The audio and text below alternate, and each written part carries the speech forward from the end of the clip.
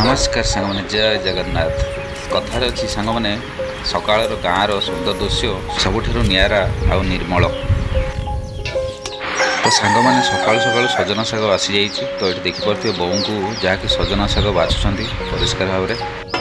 तो सांग मैंने सकाल समय घरे बहुत अलग प्रकार थाए कारण समस्ते सकाले व्यस्त था निज निज कम सब व्यस्त रही था। देखा बहुत सुंदर लगे से गोटे सुंदर छोट ब्लॉगटे अणा जा घंटे शुई पड़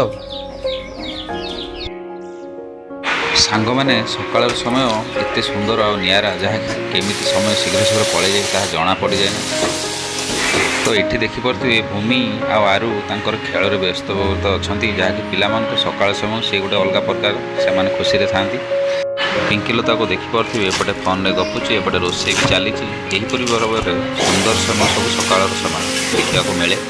तो सांग मैंने देखिपे समय कड़ा गला सकाल समय जना पड़ानी देखु देखु खाଇବା रेडी होगा। तो पिंकीलता को देखिपे खाଇବା आनिक बाढ़ीदे।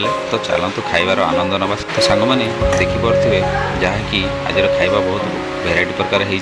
तो आज खाइबार सांग मैंने पोई आलू कषा सुकुआ भजा शाग भजा आलू कषाटे होता खाଇବା बहुत टेस्टी होता सांग मैंने। तो सांग मैंने वीडियोटी भल लगे वीडियो को लाइक करेंगे शेयर करेंगे और चैनल को सब्सक्राइब करेंगे।